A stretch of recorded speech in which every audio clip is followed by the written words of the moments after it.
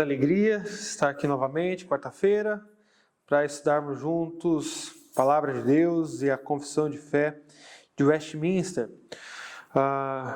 Já faz 2 semanas que a gente está falando sobre o tema e a importância dele.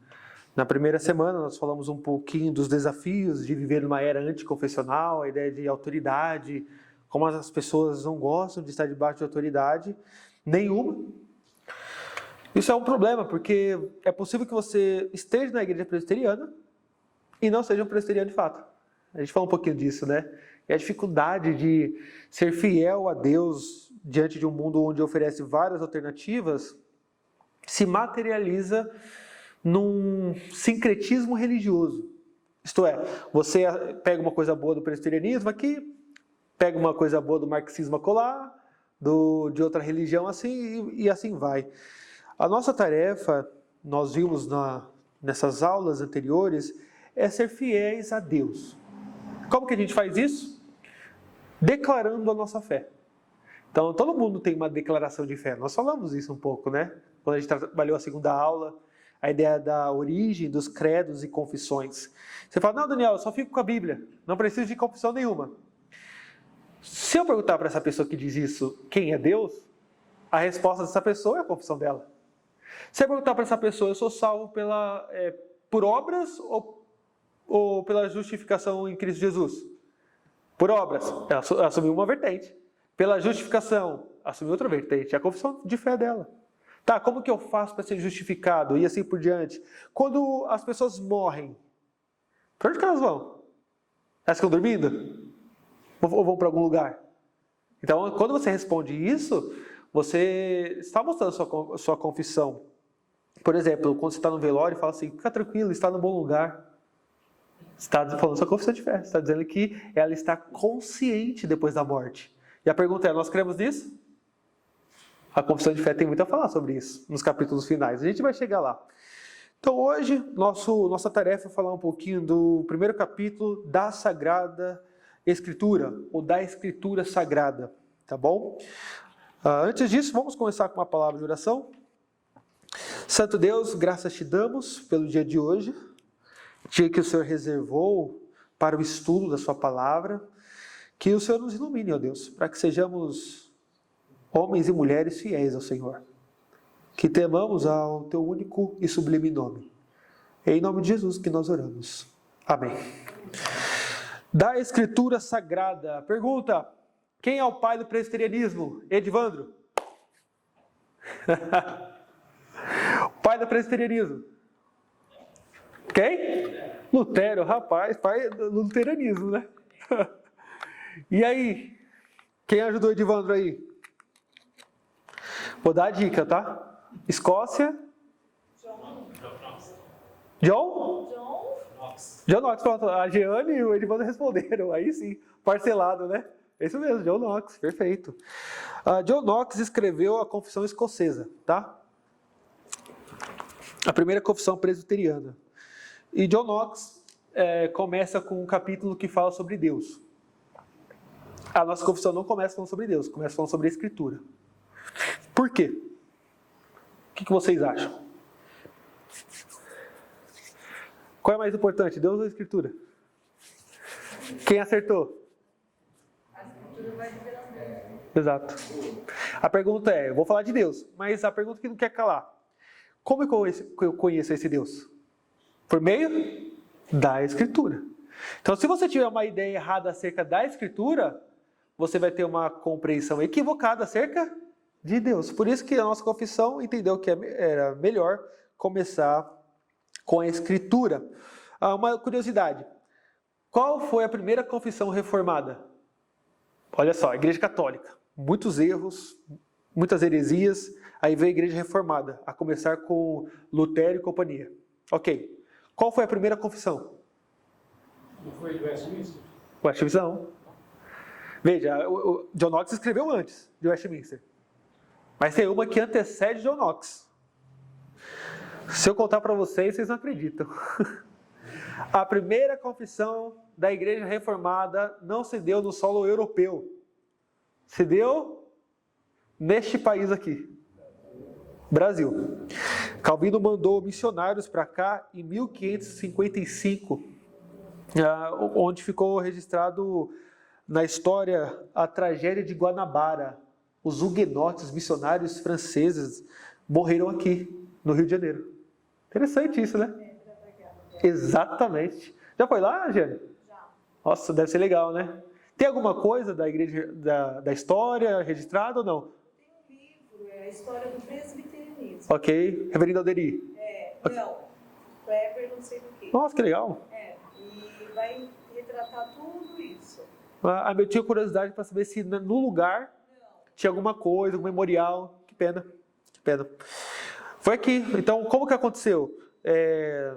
Eles vieram numa missão, o almirante Vila Ganhão virou a casaca, por conta dos católicos que aqui já estavam, e o almirante falou, vocês têm 24 horas para escrever uma confissão de fé, para saber se é isso mesmo que vocês creem. E eles escreveram, tá? E não eram pastores. Tinha um seminarista, mas os outros eram tipo sapateiro, alfaiate, e eles escreveram uma belíssima confissão, conhecida como a Confissão de Fé de Guanabara. E aí o almirante perguntou, é isso que vocês creem? É nisso que nós cremos. E eles morreram por conta disso. Uma das questões principais era a questão da ceia. Eles afirmavam que o pão não se transformava no corpo de Cristo. E morreram por conta disso. Tá bom? Ok, só uma curiosidade que eu não mencionei. A primeira confissão de fé reformada se deu no Brasil. Tá? Disponível aí na internet, se vocês quiserem ler, faz bem.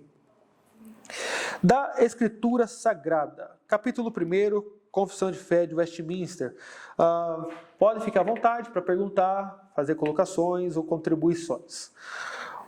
Diz aí, ainda que a luz da natureza, primeiro parágrafo, e as obras da criação e da providência manifestam de tal modo a bondade, a sabedoria e o poder de Deus, que os homens ficam inexcusáveis, todavia não são suficientes para dar aquele conhecimento de Deus e de sua vontade, necessário à salvação. Então, primeiro, vamos lá.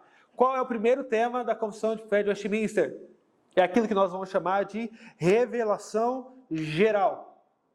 Revelação geral. Qual que é a ideia da revelação geral? Deus se faz conhecido antes da Bíblia. Tá? Então Deus se faz conhecido aos homens. De que maneira? O texto aí nos vai apresentar 3. A luz da natureza, isto é, a consciência. Tá? Os homens, por meio da sua consciência, sabem que existe Deus. Nossa, sem Bíblia? Sem Bíblia. É isso que nós estamos afirmando aqui. A pergunta aqui no que é que ela é? Como? Vamos lá. Um índio, longe de tudo e de todos, ele sabe que Deus existe? Joilce? Os céus declaram a glória de Deus. Perfeito. Aí a gente vai falar da segunda, né? Olha aí a confissão. A luz da natureza e as obras da criação. Perfeito. Romanos? Ah, sim. Os indesculpáveis, porque só de contemplar... A obra da criação. Legal. Porque dentro de nós temos, nós somos criados à imagem de Deus, por isso nós temos a essência de Deus, Perfeito. como que fala? Ela não é mais pura, né? Mas nós ainda temos ela deformada. Perfeito, a imagem e semelhança de Deus, né? Essa comunhão do homem que precisa ter com Deus, a gente ainda tem essa. Perfeito, excelente. Mas como que você prova para o ímpio que ele tem essa consciência de Deus? Lembra, eu não estou falando de criação, a gente vai chegar lá. Estou falando de consciência. Não é pela necessidade de adorar que ele tem? Legal, uma boa. Lembrando que ele sempre vive em busca de sentido. E essa busca é uma busca por Deus. Mas só que como nós somos idólatras, naturalmente falando, nós vamos colocar outras coisas como sentido de vida. Certo? Ok. O que mais? Tem uma que é fundamental. Quem lembra aí? Olha só, Romanos capítulo 2. Vamos abrir a palavra de Deus. Deixa eu pegar minha Bíblia aqui.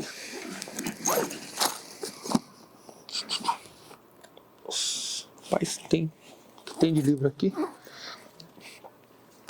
Vamos lá, Romanos capítulo 2. Paulo está discutindo o seguinte: todos os gentios são pecadores indesculpáveis. E a pergunta que Paulo antevê é: como que eles podem ser indesculpáveis se eles não conhecem a Deus? Paulo está preocupado em responder isso, tá bom? No capítulo 2. Vamos ver qual é o versículo. Olha só o versículo 12. Assim, pois, todos os que pecaram sem lei, não tinha lei de Moisés, não conhecia, também sem lei perecerão. E todos os que com lei pecaram mediante lei serão julgados. Porque os simples ouvidores da lei não são justos diante de Deus, mas os que praticam a lei hão de ser justificados. Quando, pois, os gentios é aqueles que não conhecem a palavra, não conhecem a lei de Moisés, nada. Quando, pois, os gentios que não têm lei procedem por natureza de conformidade com a lei, não tendo lei, servem eles de lei para si mesmos. Paulo, como que pode alguém que é pagão, não conhece a Deus, andar de conformidade com a lei? Como assim? Ele vai explicar. É porque as pessoas têm vontade de andar corretamente. Mas de onde que vem essa vontade? Interna, não é? E quem colocou? Deus. Deus. É isso que ele responde. Exato. O que ele vai dizer aí? Verso 15.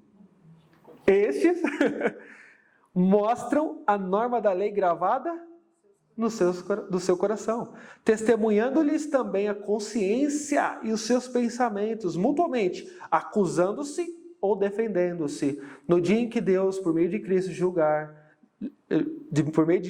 Jesus, julgar os segredos dos homens de conformidade com o meu evangelho. Por isso que tem um versículo na Bíblia que às vezes eu fico me perguntando sobre ele. Uhum. Porque ele fala assim... Só um? Tem tanto? Nesse assunto. Uhum. Quando ele fala assim... se o seu coração não te acusar. Ok. Aí eu fico pensando, mas será que o meu coração não pode querer me enganar? Certo. Né? Certo. Mas creio que o coração avisa quando as coisas estão erradas. Exatamente, por causa da lei. A lei de Deus está gravada no coração dos homens, a lei moral. E é interessante que, pelo que nós lemos do texto, vai dizer que no dia do juízo, eles servirão de parâmetro para eles mesmos. Olha que coisa.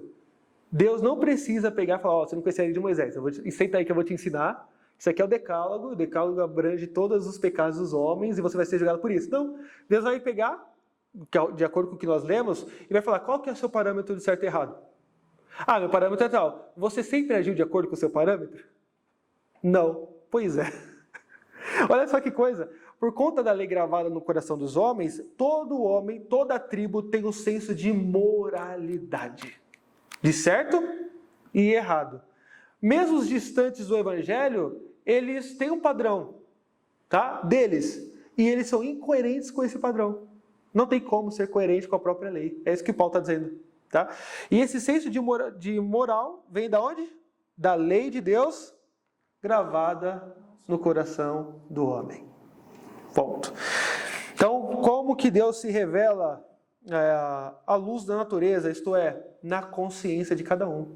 De certo, de errado, de belo, de feio, de perfeito, de imperfeito. Onde vem essa ideia de perfeição e imperfeição? Tá? Vem de Deus. Segundo modo pelo qual Deus se revela, aí todo mundo sabe, as obras. Me dá um exemplo de obras da criação. A Joíssa já falou. Os céus. Você chega, sai para a varanda, assim, olha os céus, né? Fala: isso aqui é coisa de Deus. Ok, que mais? Que a terra produz. Que a terra produz, você vê uma mangueira, uma macieira, né? O que você anda plantando lá, seu Edson, na Bahia? Mondonga, abóbora. Quando você vê a terra produzindo, lá na Bahia. Abóbora, feijão. Você vê a terra produzindo isso e fala: meu, isso aqui é coisa de Deus. Laranjeira. Eita, o negócio lá tá bom, hein? Não dá errado, né? Olha só. A semente que você plantar, você vai colher aquele fruto. E a lógica por detrás, né? Você planta mandioca, você não colhe macieira. Né? Tem uma lógica por trás do universo, né? Do mundo. Você fala: quem fez isso? Não pode ser o caso. A nascente de um rio.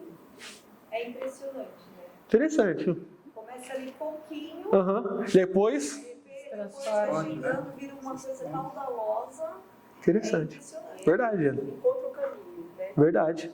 Até o mar. Olha a obra de Deus, gente. Esses dias eu estava vendo também no Israel, em áreas desertas, por um sistema de cano, uma coisa simples, com furos, de ficar pingando água o dia todo lá, longe, né, da cidade ao deserto. Por anos ficava pingando. Criou-se um oásis, flores, etc. Ficou fértil aquele lugar. Gotejamento. Coisa fantástica. Agora, aí é um desafio nosso, tá? Quando a gente fala de doutrina da criação que revela o poder de Deus, normalmente a gente pensa em árvores, céu e mares, uma criança. O autor Eclesiastes, no capítulo 11, né? Como que é formado o osso de uma criança no ventre da mãe? Interessante, ele faz essa pergunta, é legal, né? É coisa de Deus, gente, coisa de Deus. Mas eu quero encorajar vocês a enxergar a obra de Deus não só na criação vamos colocar assim, da natureza, como a gente chama, né? Mas na criação de todas as coisas. Quando você vê um aparelho desse, que consegue se conectar com pessoas do outro lugar do mundo, gente, não veio primeiramente de homens. Essa inteligência nos é dada. É coisa de Deus. Então, quando a gente fala de criação, que você pode contemplar, nós abrangemos tudo. Olha, às vezes eu fico no centro da cidade passando, eu fico olhando o tamanho daqueles prédios, eu fico, uau, como Deus concedeu sabedoria para o homem construir algo tão, né, fabuloso. Isso não vem de nós. Aí, como a Berê disse, em nós foi colocado algo do Criador. Esse instinto de ter criatividade, de fazer coisas, criar, vem de Deus. E aí nós atestamos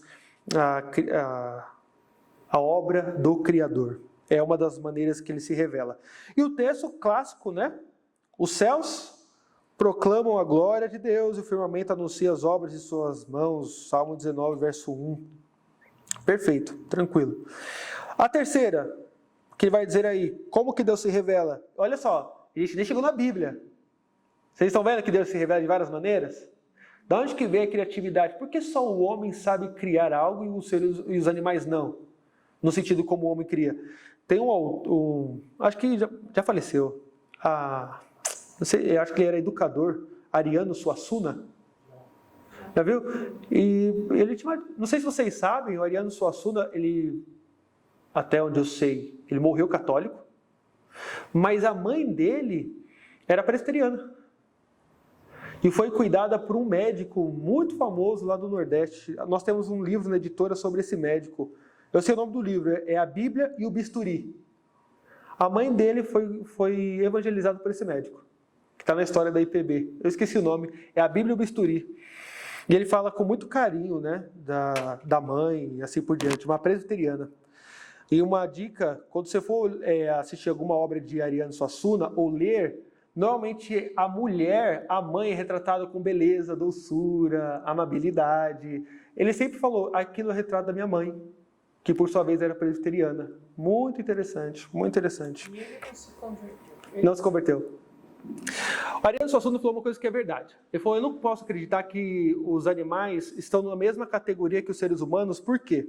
Eu só vou acreditar no dia em que eu pedir para um chimpanzé fazer uma coisa simples. Aí tira do bolso, um pregador. No dia que um chimpanzé, um animal, conseguir criar um pregador, coisa simples, eu entendo que nós estamos na mesma categoria. E não estamos, tá? É óbvio isso. Por isso que nós dizemos que o que nós temos e os animais não têm, vem do Criador. E isso testifica a existência dele. Terceiro, a confissão vai dizer que Deus se manifesta não só pela consciência ou pela criação, mas pela providência. Quem poderia definir o que é providência? Um de cada vez. O que é providência? Nossa, essa chuva foi providencial. Já viram esse termo? Aquilo que fala lá no início, que haverá sementeira, que haverá... Tudo vai sendo produzido. Ok. É uma coisa providencial de Deus para cuidar dos seres humanos, né, dos seres vivos. Ok. Vamos lá, tá no caminho. Dia, noite. Você a Berê está descrevendo o processo da providência. Mas o que é a providência? Tudo, o dia a dia, né, que nós necessitamos. Ok. Vamos colocar o seguinte. Pegando o que vocês falaram, providência é o ato de Deus conduzir a história e sustentar aquilo que Ele criou. Agostinho vai dizer o seguinte: fazer bem e cuidar bem é próprio de Deus. Tá? Deus criou o mundo e não falou, agora vocês se virem, pelo amor de Deus, já fiz muita coisa. Não, Ele cria e faz a manutenção deste mundo.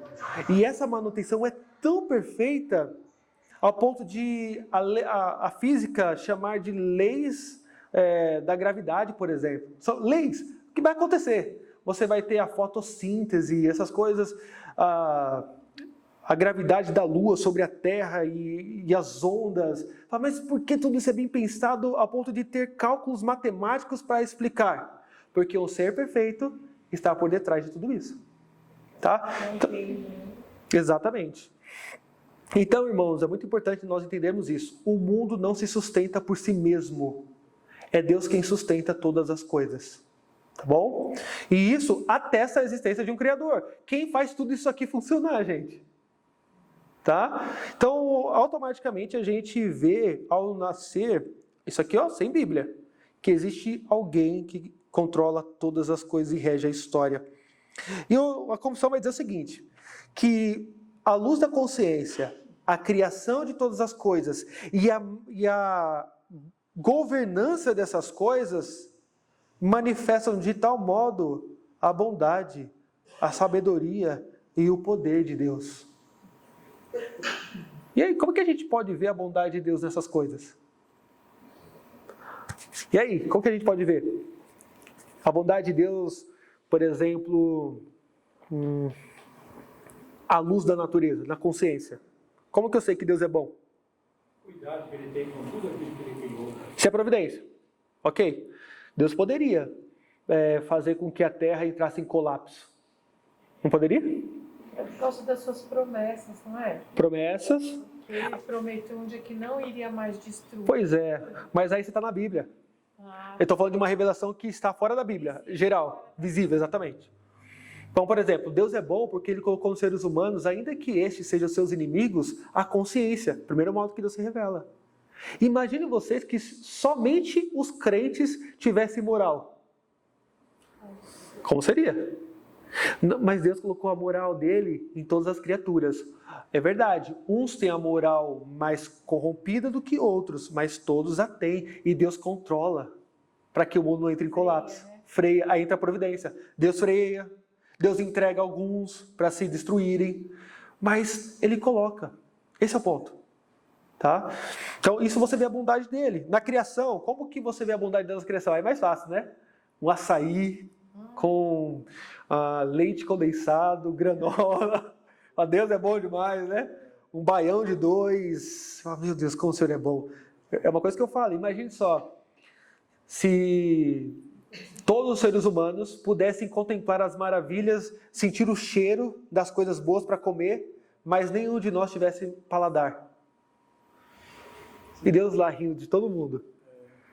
Mas o seu maior inimigo, por vezes, tem esse privilégio. Sabe por quê? Porque Ele é bom.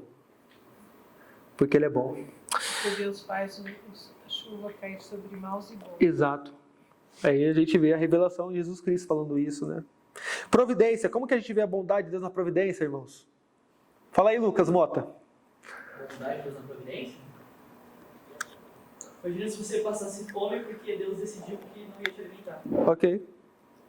Então o fato de você come, e você come uma comida boa, gostosa, providência. Deus é Ok. bom. Perfeito. Você falou da micro-história. Nossa, se vocês estão aqui hoje é porque vocês comeram, certo? Vamos lá. Vamos agora falar da macro-história. Ou seja, não só do indivíduo, mas do coletivo. Irmãos, olha a história da igreja. Se nós estamos aqui pregando o Evangelho, nós já passamos por quê? Vamos lá. Passamos pelo cativeiro babilônico. Egípcio, que mais? Romano. Romano, persa, grego. Eu não vi na Bíblia, porque não está na Bíblia, está nos apócrifos, a gente vai falar sobre isso. Nós passamos por tantas perseguições na história. Olha o Brasil, vamos tão longe então não, vamos no Brasil. Irmãos, só de existir um país chamado Brasil ainda nos dias de hoje, fala se não é a bondade de Deus sobre nós, não é? Você vê países aí sendo tomados de rebeliões, revoluções, mortes e mais mortes, ditadores. Olha a Coreia do Norte. E a pergunta é, será que os brasileiros são tão mais santos do que os coreanos, os norte-coreanos? A resposta é não. E mesmo assim Deus nos deu a graça de ouvir o Evangelho, de ser alcançado, né? É a bondade de Deus na providência, na história. Aí a sabedoria, como que a gente enxerga a sabedoria de Deus, tanto na consciência, na criação, na providência, é tudo que a gente já falou. Como que as coisas se encaixam, né? A inteligência humana, a providência de Deus de deixar pessoas-chave no momento certo, no lugar certo.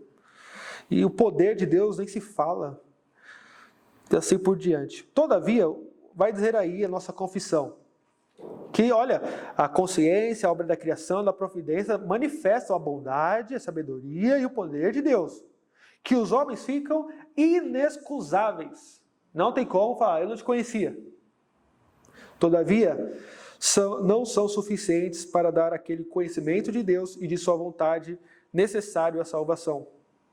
Por isso foi o Senhor servido em diversos tempos e diferentes modos revelar-se e declarar à sua igreja aquela sua vontade. Ok, vamos falar aqui da insuficiência da revelação geral.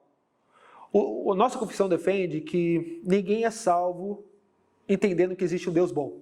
Tá? Você numa tribo indígena, você pode chegar à conclusão que existe um Deus, Ele é todo poderoso, Ele é sábio e Ele é bom. Tá? A luz da consciência, da criação e da história te fazem enxergar isso. Então, Ele é bom, Ele é poderoso, é sábio. Mas esse conhecimento não te traz salvação. E por quê? Por que, meus irmãos, não traz salvação esse conhecimento de Deus? Deus determinou que fosse pela pregação. Pela pregação. E falta quem? Cristo. Exato. Houve uma coisa em Gênesis 3 chamada queda. Qual era o nível de relacionamento de Adão com Deus antes da queda? Tete a tete, né? Perfeito. Certo? Qual que era a Bíblia de Adão? Almeida corrigida? Ara? Herança reformada? Não era. Porque ele não precisava. Ele tinha contato direto com Deus. Ele entendia quem era Deus. O problema é que nós ficamos com a nossa visão turvada depois da queda. E a gente começa a enxergar a criação e fazer dela os nossos ídolos. O que a gente precisa? De um óculos.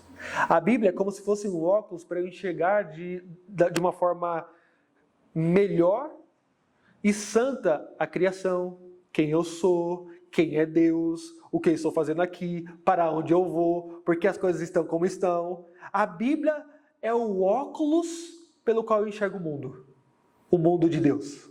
Tá? Por que foi necessário esse óculos? Por conta da queda. Porque hoje é tão difícil você chegar e definir homem como homem, mulher como mulher.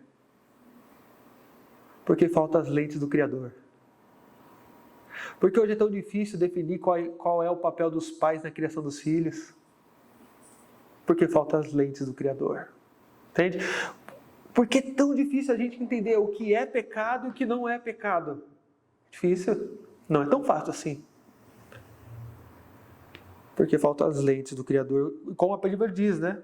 Se você não tem o parâmetro da lei, você vai chamar de doce aquilo que é amargo. E de trevas aquilo que é luz. Então, a nossa tarefa aqui, quando estudamos esse assunto, é entender que nós temos um óculos pelo qual nós enxergamos o mundo. E todas as vezes que você liga no filme, Iberê, Hollywood está dizendo o seguinte: toma esse óculos para você enxergar melhor. Todas as vezes que você entra numa sala de faculdade, Tem um teórico por detrás do professor, seja Freud, Karl Marx, qualquer um, dizendo: enxergue o mundo com os meus óculos. Como você quer enxergar o mundo? Como você quer enxergar a realidade? Nós entendemos que a melhor forma de enxergar a realidade é a palavra de Deus, porque ela nos fornece salvação e a visão do Criador, e não da criatura. Então, sabendo que nós ficamos cegos e que a revelação geral, por mais que seja boa, é nós que não conseguimos enxergá-la da forma que é, por isso, vai dizer o nosso texto, foi o Senhor servido em diversos tempos e diferentes modos, a partir de Adão, revelar-se e declarar à sua igreja aquela sua vontade. E depois, para a melhor preservação e propagação da verdade, para o mais seguro estabelecimento e conforto da igreja contra a corrupção da carne e malícia de Satanás e do mundo, foi igualmente servido fazê-la escrever toda. Opa! Então, olha, o fundamento da nossa fé está escrito, não está apenas em tradição oral. Isso torna a Escritura Sagrada indispensável, tendo cessado aqueles antigos modos de Deus revelar a sua vontade a seu povo. Então, olha só, o que nós temos aqui. Primeiro, que Deus se revelou de diversos modos. Ele foi servido em diversos tempos e de diferentes modos de revelar à sua igreja aquela sua vontade. Diga para mim o modo como Deus se revelou na história. Mandando escrever, né? Escreve. O modo, não a ordem. Como o modo que Deus falou no Antigo Testamento. Pelos pais, os filhos. E como ele fazia isso? Ele enviava seu espírito, os profetas. Ok, enviava seu espírito, os seus profetas. E como que ele capacitava os profetas? Visões e sonhos. Tá? Então Deus, ele não tinha Bíblia, mas Deus falava por meio de visões e de sonhos. Tá? E depois os profetas registravam. Agora, uma curiosidade aqui. Essa aqui eu quero ver quem vai responder. O que é melhor? Uma revelação por meio de sonhos e visões? Ou por meio de escrita? Não estou falando dos dias de hoje. Estou falando da época da história da redenção. Hoje é fácil, né? Hoje é Bíblia. Vou dar um exemplo para vocês. Já aconteceu de Deus escrever um texto com a própria mão? Já aconteceu, certo? E por que depois ele começou a se revelar por visões e sonhos? Qual que é mais seguro? Um documento escrito por Deus? Ou um profeta dormindo ou em êxtase, tendo uma visão? Por que Deus se revelou por meio de sonhos e visões? Ajuda aí, Mota. Eu não sei. A revelação do próprio Deus, né? Perfeito. Verdade. Olha que, e por que Deus não se revela mais assim, né? Como a confissão diz.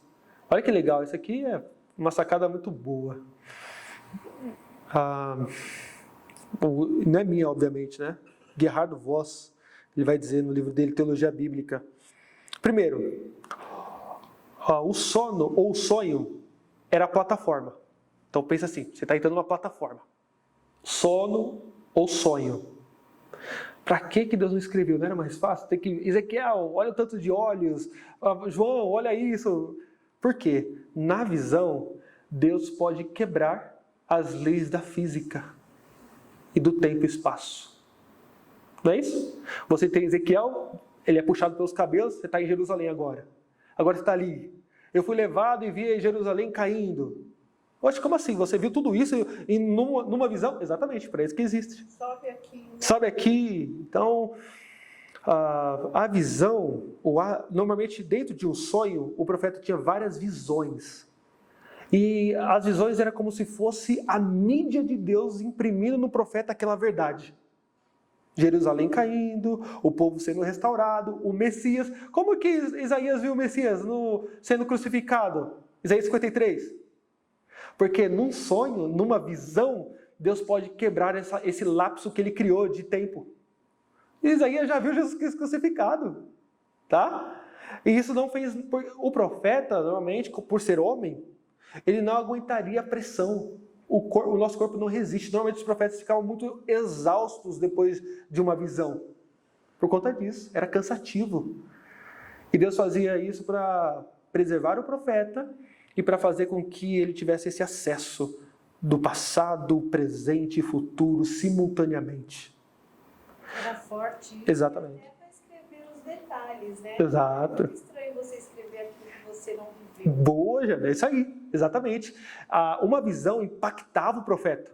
Falei, disso aqui eu não vou esquecer jamais. Eu vou escrever para vocês, tá? É interessante você ler textos proféticos que existem os detalhes. Exato, exatamente. Por exemplo, você vai ver em Atos, Pedro falando sobre uma profecia de Joel. Hoje se cumpre aqui, olha, para não ficar nas palavras, olha lá, Atos. Agora, essa aqui a Berê vai saber. Atos 2. É a descida do Espírito Santo. Exato. Olha o discurso de Pedro em Atos 2, gente.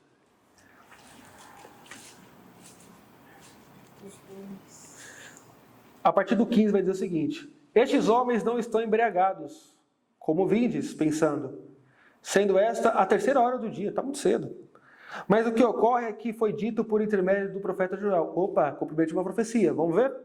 E acontecerá nos últimos dias, diz o Senhor, que derramarei do meu espírito sobre toda a carne. Vossos filhos e vossas filhas profetizarão, vossos jovens terão visões, e sonharão vossos velhos. Até sobre os meus servos e sobre as minhas servas derramarei o meu espírito naqueles dias, e profetizarão. Mostrarei prodígios em cima do céu e sinais embaixo da terra, sangue, fogo e vapor de fumaça. Aconteceram essas coisas? Sim. Ok. O sol se converterá em trevas e a lua em sangue antes que venha o grande e glorioso dia do Senhor. O sol se converteu em trevas? Sim, na morte de Jesus, né? Escureceu tudo. E a lua em sangue? Hã? E a lua em sangue? Não.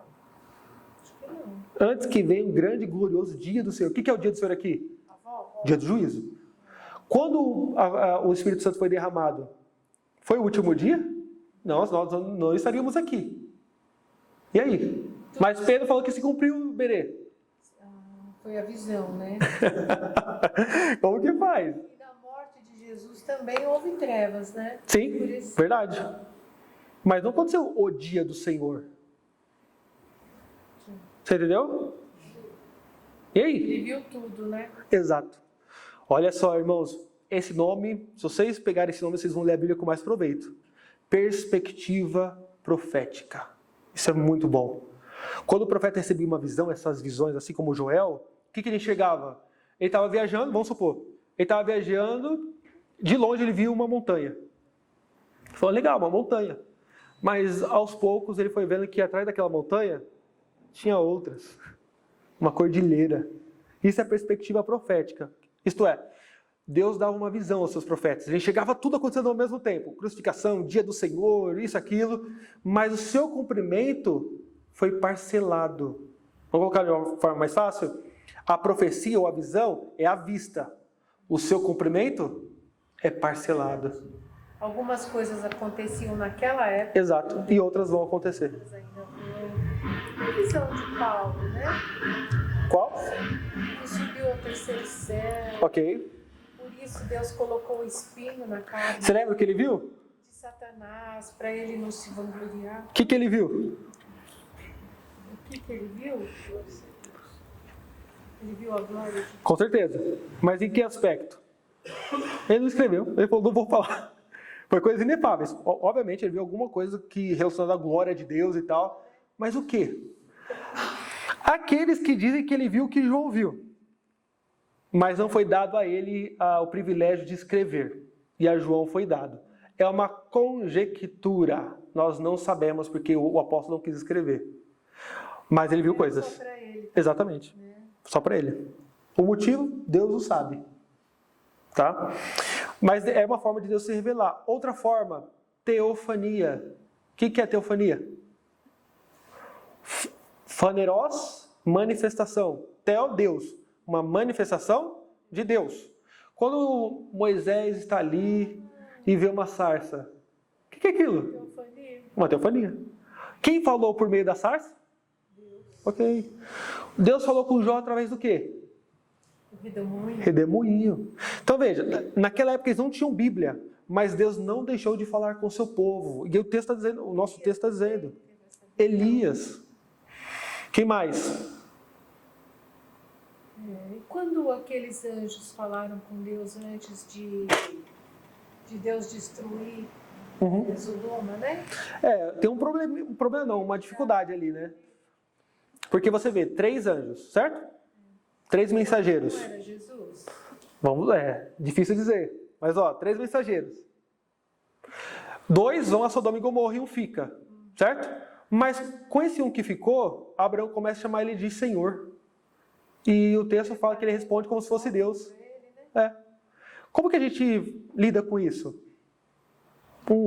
Chamando um homem de Senhor? Um relato que eu gosto de citar para explicar isso é Josué. Olha Josué aí.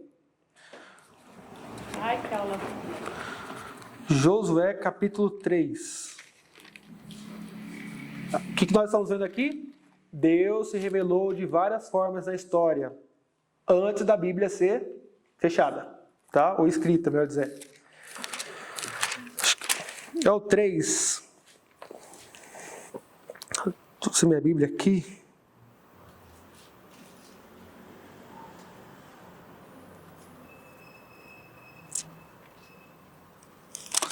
O 3 ou é o 2? Deixa eu ver.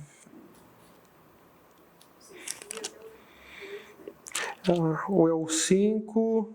Aqui, é o 5 na verdade, irmãos, a partir do 13. Olha só que coisa. Estando Josué ao pé de Jericó, levantou os olhos e olhou. Eis que se achava em pé diante deles um homem que trazia na mão uma espada nua, desembaiada. Chegou-se Josué a ele e disse: És tu dos nossos ou dos nossos adversários? Respondeu ele: Não, sou o príncipe do exército do Senhor e acabo de chegar. Então Josué se prostrou com o rosto em terra e adorou um homem. E disse-lhe: Que diz meu senhor ao seu servo? Respondeu o príncipe do exército do Senhor a Josué: Descalça as sandálias dos pés, porque o lugar em que estás é santo. E fez Josué assim. Você já viu essa palavra? Tira as sandálias dos pés porque o lugar é santo? Onde foi? Na sarça. Na sarça. E Moisés está falando com quem? Com Deus. E aqui um homem é Deus? Se não fosse Deus, ele teria dito: sou conservo. Sei. Perfeito. Não receba adoração. Mas aqui não, ele recebeu adoração. Quem era esse homem, meus irmãos? Jesus. Jesus. Há uma discussão que é o seguinte: Jesus nasceu de Maria. Maria não existia aqui. Antes do Filho ser Jesus, ele era o Filho eterno. Então, é uma distinção que é feita. Jesus ele tem que nascer de Maria, porque quem dá o nome de Jesus é Maria, certo? Então, o que nós temos aqui? Nós chamamos de cristofania, um aparecimento do Filho eterno. Antes dele ter nascido. Antes de se encarnar. Cristofania. Uma cristofania, certo? É Deus aparecendo no Antigo Testamento em forma de homem, já prefigurando o que iria acontecer. Tá certo? Isso se chama cristofania. Então você vai ver várias delas, né? Manoá, em Juízes. Manoá é pai de quem mesmo? É pai de Sansão. Sansão. Aparece o mensageiro do Senhor. E ele fala: Mas me fala o seu nome para saber quem tu és. Ele fala: Por que você quer saber o meu nome, que é maravilhoso? E sumiu. Maravilhoso. Interessante, né? Essas aparições assim são fantásticas. O próprio de Abraão mesmo, né? Alguém ali. Então, Deus se manifestou de várias formas. Seja por teofania, cristofania, visões, sonhos, ponto. E o texto continua. Quando a gente passa por um grande livramento, você fica assim, né? Você fala: Puxa, o Senhor estava aqui, né? Ok. Aí não é uma manifestação de Deus, como a gente está falando. É a providência. Providência. O que é providência? A providência a gente falou, é Deus ordenando tudo. Mas colocando de uma forma mais poética, providência é as mãos invisíveis de Deus regendo a história. Não só a macro história, mas a minha história também, uma micro história. Tem até um livro do Sproul, né? As mãos invisíveis de Deus. Tá? Então é isso. Ok, Deus se revelou de várias formas, a confissão diz, para falar à igreja a sua vontade. Abraão era da igreja? Olha só. Ele era uma família idólatra, inclusive. E depois que ele se converte, ele se torna da igreja? Ainda não existia a igreja. Pega esse conceito, tá? A igreja do Antigo Testamento é o povo de Israel, a descendência de Abraão. Tá? A descendência de Sete, para você puxar. Porque se você não pensar assim, você vai pegar um texto como o Salmo 133, que está falando de Jerusalém, a ida, ali o Senhor ordena a sua bênção para sempre. Ali aonde? No texto é Jerusalém. Como que a gente faz? Tem que ir para Jerusalém para ser abençoado? Não, porque ali se refere ao povo de Deus. E povo de Deus é a igreja. O que é a igreja? É o povo de Deus. Tá bom? Então esse é um conceito muito importante para nós. A igreja é o povo de Deus. E povo de Deus existe desde Adão. Tranquilo? Não tem dificuldade. Então quando você vê, Jerusalém, como eu amo Jerusalém, você vai pregar ou vai ensinar a sua família aqui na igreja? Aplique a igreja. Ali é a igreja, é o povo de Deus, tá bom? Por isso que a confissão já deu uma já. Deus se revelou de várias formas. A igreja. Tá bom? Você pode falar, a igreja do Novo Testamento é uma coisa. A igreja do Antigo é outra. Ok? Mas o nome da igreja não tem, Daniel, no Antigo Testamento. Como que você responderia? Não tem, é verdade. Como não existia a palavra gravidade antes de Newton. E só porque não existia a palavra, não existia gravidade? Existia. O conceito, gente. Tá? Qual é o conceito? Um povo reunido, o escolhido para adorar o seu único Deus. Tá bom? Ok, e depois, para a melhor preservação e propagação da verdade, para o mais seguro estabelecimento e conforto, contra a corrupção da carne, malícia de Satanás e do mundo, foi igualmente servido fazê-la escrever toda. Por que Deus mandou os seus servos escreverem? Porque tradição oral pode se perder e se corromper. E a pergunta é, como que eu sei que antes de Moisés escrever o Gênesis, o Êxodo, o Levítico, o Número, o Deuteronômio, o que eu tenho sobre Adão, Eva, Sete, Enoque, Abraão, são fatos verídicos. Ok, nós queremos a inspiração das Escrituras. Deus inspirou, mas e na história? Como que se deu Abraão falando a sua história? Isaac, Jacó, será que eles não acrescentaram um ponto? E aí, meus irmãos, como que faz, né? Nós não cremos isso, obviamente, tá? E uma das formas que nós acreditamos que Deus preservou a verdade até fazê-la com que seus profetas escrevessem é simples. Os homens daquela época viviam muito. Não é? Quanto tempo eles viviam? 900 anos, 600 anos, 800 anos. É mais difícil de se perder a verdade. Olha, se nós tivéssemos Pedro Álvares Cabral até os dias de hoje, muitas lacunas que nós temos na história do Brasil seriam facilmente, né? Ou as pessoas que estavam com ele, as testemunhas. Veja, não eram somente as pessoas, as testemunhas também viviam bastante. Né? Então era mais fácil de uma história não se perder. Tá bom? E Deus, obviamente, com o seu Espírito, guiou a preservação e a confecção da palavra dele. Tudo isso contra a corrupção da carne. Por quê? Nós somos tentados a corromper a verdade. Quanta coisa ruim está escrito na Bíblia, né? Apesar de a gente fala, nossa, mas por que essas coisas Aconteceram, né? estão relatadas na Bíblia? Até causam vergonha, né? Pois é. Quando a gente vê a história de servos no passado cometendo coisas tão ruins, mas é a natureza humana que Pois é. é escrita, né? Há um judeu chamado Flávio Joséfo, não sei se vocês conhecem Flávio Joséfo, ele escreveu a história dos judeus, ele viveu por volta do ano 70. Né? O que acontece? Flávio Joséfo não tinha esse nome, era bem Tadeu, bem Matias, o nome Flávio Joséfo é um nome romano. O que acontece? Quando Tito cercou Jerusalém no ano 70 e foi para invadir, matar todo mundo, e assim o fez derrubar o templo, botar fogo, Flávio Joséfo falou, olha, não me mate, Tito, porque eu estou vendo você como imperador de Roma. E Tito falou, eu sou general, você tem certeza? Tenho. Ok, então eu vou te prender até cumprir. E se cumpriu, tá? Alguns dizem que Flávio, como tinha muita influência em Roma, ele sabia nos corredores que Tito seria o próximo imperador e jogou o verde. E ele foi salvo. Quando ele escreve a história dos judeus, o que ele faz? Ele pega as histórias bíblicas e tira tudo de ruim dos autores ou dos personagens. Por exemplo, Abraão mentiu. Ele omite essa parte. Davi adulterou e matou o seu servo. Ele tirou. Por quê? Porque ele se envergonhava, ele queria defender o judaísmo. Ele falou, Roma odeia os judeus hoje, mas eu vou fazer Roma amar o judaísmo. Fazendo o quê? Tirando o que é de ruim da Bíblia. Tá? Ele fez isso. Uma aplicação para nós.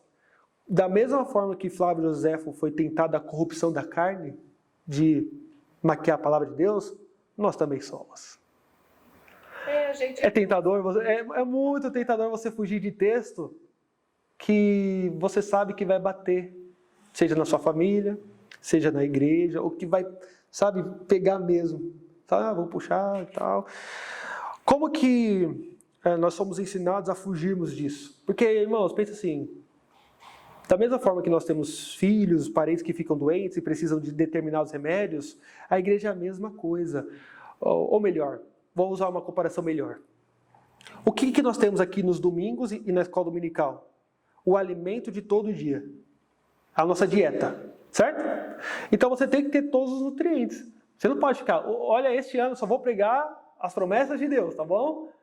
Não, você tem que pregar, às vezes, disciplina, ira, promessa, conforto, arrependimento. Todos os nutrientes tem que ter aqui no domingo, certo? Todos os nutrientes. Ah, mas Daniel, como que a gente faz isso? Eu vejo que uma das formas, não é só isso, mas uma das formas é a pregação lectio contínua. Tá? O que é isso? Pega um livro da Bíblia, do começo ao fim, sem fugir dos textos. Aí você vai falar, ixi, eu nunca pregaria isso. Pois é, mas está aí o capítulo, você vai pregar.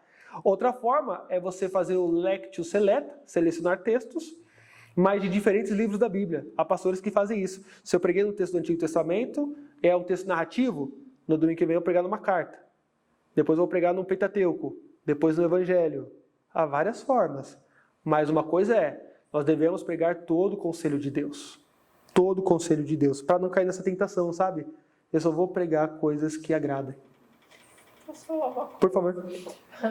Quando eu comecei a trabalhar com a SAF, eu lembro, há muitos anos, aí eu lembro que quando eu ia ver algum texto para a gente ler juntas, eu ficava selecionando. Eu falava, esse não.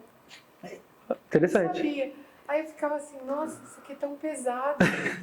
Aí depois me veio alguma coisa do Senhor que eu tinha que fazer isso. Ok. Eu tinha que ler aquilo, entendendo que Deus estava ensinando e mostrando. Palavra dele, palavra de Deus, né? Natureza, né? Palavra de Deus. E a palavra de Deus, irmãos, corta todo mundo, né?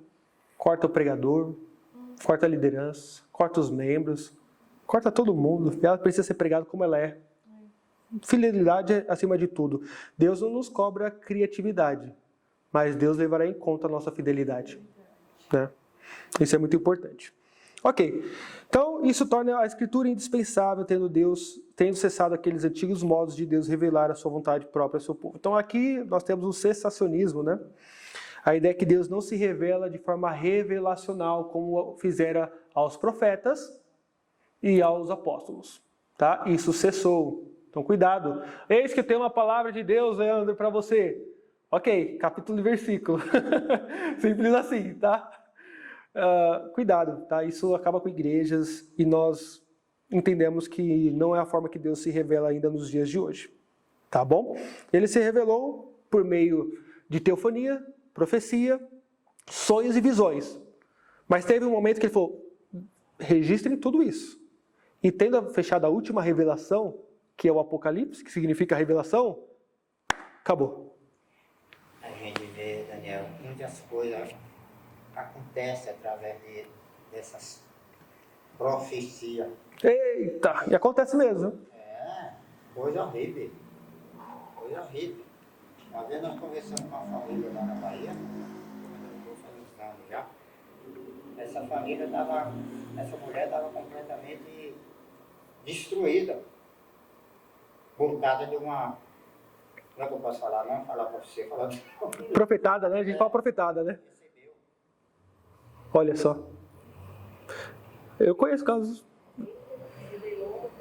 Revelou para ela uma coisa que Deus tinha falado. Destruição da família. Meu Deus. Não, eu estou falando aquela outra lá, essa também foi Meu pai. entendeu? Essas revelações malucas de hoje em dia que não existe mais, a Bíblia já está revelada, se você quer aprender. E lembre-se disso. Não é complicado, porque você vai destruir a vida da pessoa ou fazer qualquer outro tipo de coisa. A pessoa não tem conhecimento, está querendo uma coisa, aí a pessoa chega com uma bofetada dessa na orelha da pessoa, no ouvido. Assim. Chegamos nessa pessoa uma vez e fomos conversar com ela, ela veio pra gente, eu e a Jô. Aí foi um alívio para ela. Olha só. Que nós fomos conversar com ela. Isso faz um tempo já. Uns anos. Foi um alívio. Tirou aquele peso que estava em cima dela. Olha só. Olha. É cruel. Toda seita, via de regra, começa com uma revelação. Mas Estudem seitas e heresias. Sempre foi uma mulher que teve um sonho e viu. Um homem que viu um anjo, o anjo falou, eu sou fulano de tal, está aqui a revelação. O Maroni. Não está na Bíblia, mas eu estou te revelando, entendeu? Sempre é assim. E Hebreus fala, né? Vamos ler Hebreus, capítulo 1, versos 1 e 2? Qual é o final da revelação de Deus? É Cristo. Cristo. E Jesus escreveu quantos livros? Nenhum. Mas comissionou. Todos, né? Comissionou certos apóstolos a falar em nome dele, né? Deus é nós. Havendo Deus outrora falado muitas vezes, a gente já falou, e de muitas maneiras, aos pais pelos profetas, nestes últimos dias, nos falou pelo Filho, a quem constituiu o herdeiro de todas as coisas, pelo qual também fez o universo. Falou de muitas maneiras.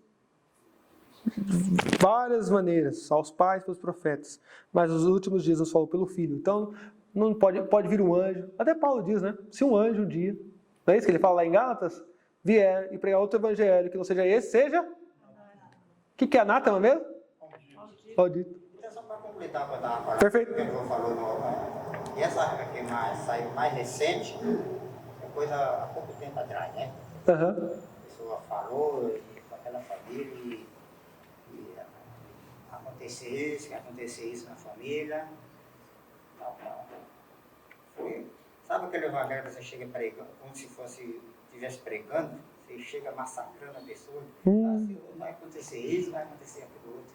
Essa família ficou tempo aí, depois passou, sabe? Meu Deus. É cruel essa revelação maluca.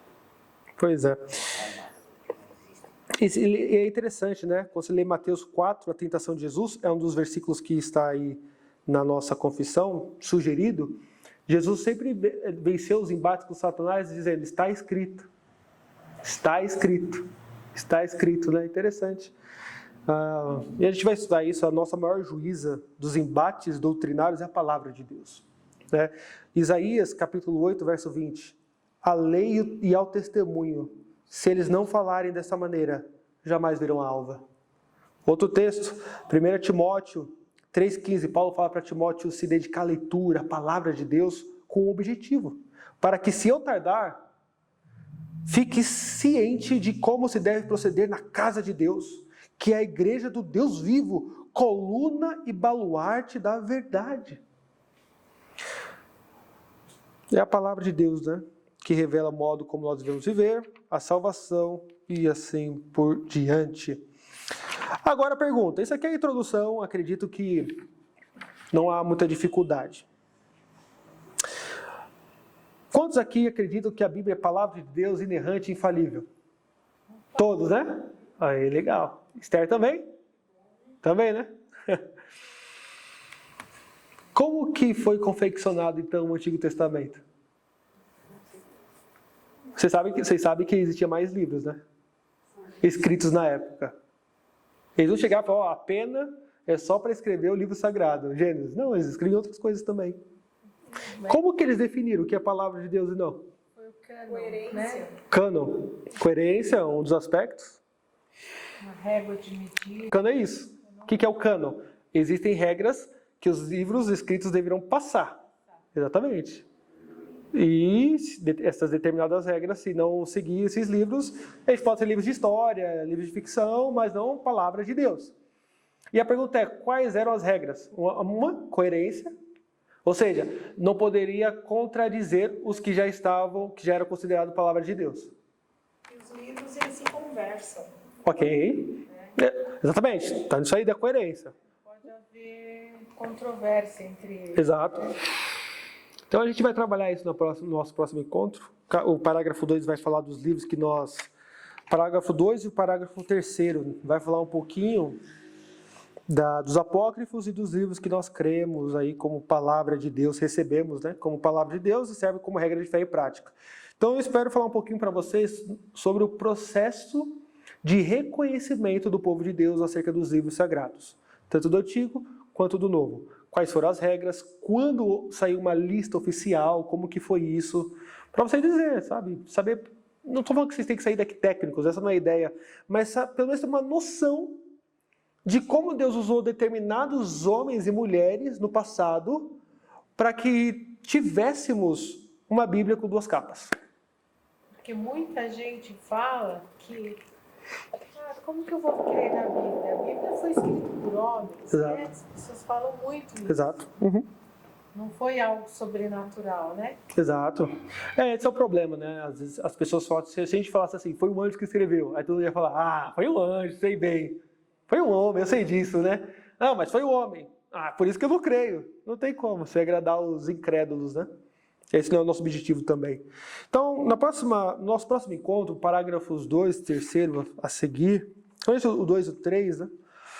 Vamos falar um pouquinho do que é o Antigo Testamento, quais são os livros, a gente vai falar um pouquinho da divisão, das autorias, como entender a Bíblia, esse processo de canonização ou de reconhecimento, como a igreja protestante gosta de falar, né? A igreja católica tem uma outra terminologia. Ela fala assim que a igreja foi quem validou os livros. Nós não. A gente fala assim, não foi a igreja que validou, não. Quem somos nós para validar uma coisa de Deus? Nós reconhecemos. Tá? A autoridade da Bíblia é explícita, é autoevidente. A gente só reconheceu. Tá bom? Como que foi esse processo? A gente continua falando no nosso próximo encontro.